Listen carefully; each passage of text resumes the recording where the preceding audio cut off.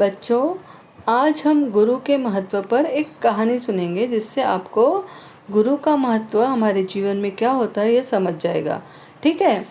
एक गुरुजी होते हैं, उनके आश्रम में बहुत सारे शिष्य होते हैं और गुरुजी अपने शिष्यों को बहुत अच्छी अच्छी शिक्षा देते थे, ज्ञान की बातें बताते थे। शिक्षक जो थे उनके वो भी बहुत अच्छे थे, गुरुजी की आज्ञा का पालन करते थे। आपको पता है पहले के ज़माने में ऐसे स्कूल नहीं होते थे, तो सब जो शिक्षक होते थे उनको कहाँ रहना पड़ता था? अपने गुरु के आश्रम में रहना पड़ता था। यहाँ तक आपने भगवान राम को भी देखा था ना, गुरु के आश्रम में रहने गए थे। उसी प्रकार वो शिष्य भी सब रहते थे। अब धीरे धीरे क्या हुआ, वह गुरुजी धीरे धीरे वृद्ध होने लगे अर्थात उनकी उम्र होने लगी और वह अब ज़्यादा पूजा पाठ में ध्यान अपना बिताने लगे। एक दिन उन्होंने अपने सब शिष्यों को बुलाया और उन शिष्यों में से 2 शिष्यों का चयन किया और उन्हें कहा, देखो, मैं हिमालय पर्वत पर भगवान का ध्यान करने जा रहा हूँ और मेरे पीछे से क्या करना है तुमको, मैं आपको जो अपनी चीज़ दे रहा हूँ वह चीज़ संभाल के रखना है।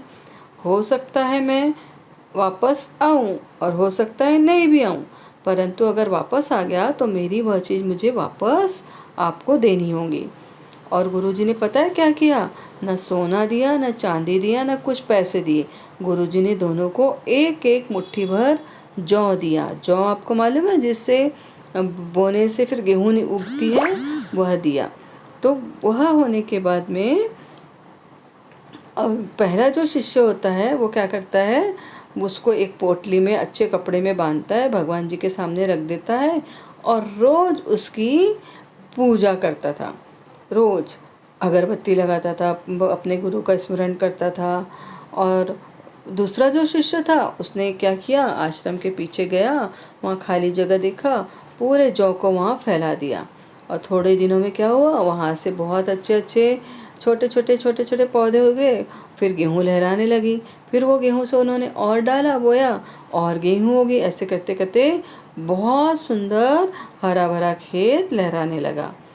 कुछ सालों बाद जब गुरुजी वापस आते हैं तब दोनों शिष्यों को बुलाते हैं और पूछते हैं, बेटा, मैंने आपको जो दिया था मेरी चीज़ वापस लाओ। पहला वाला शिष्य क्या करता है, भागते भागते जाता है और अंदर से पोटली लाता है। गुरुजी कहते, ये क्या है? तो कहता है, आपने जो दिया था इस पोटली के अंदर है। गुरुजी पोटली खोल कर देखते हैं तो अंदर क्या होता है, जैसे पाउडर होता है ना, वैसा पतला पतला पतला पाउडर निकलता है।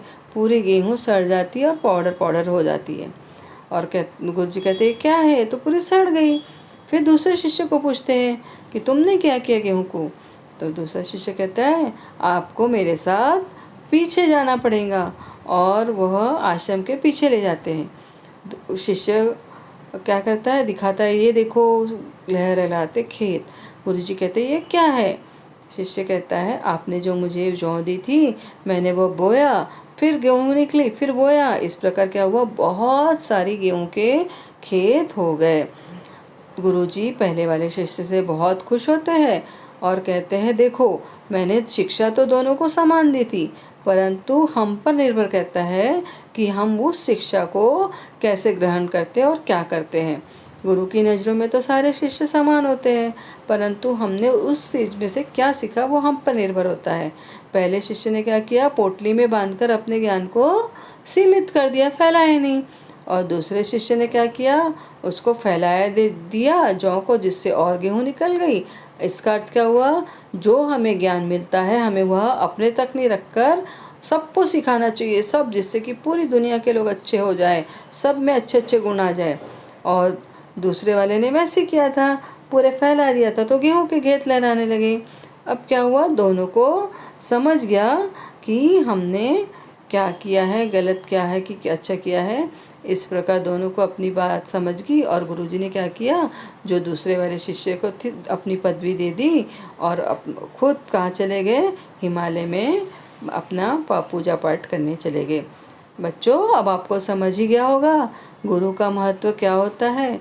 इसलिए हमें गुरु की बताए हुए मार्ग पर चलना चाहिए और उनका आज्ञा का पालन करना चाहिए।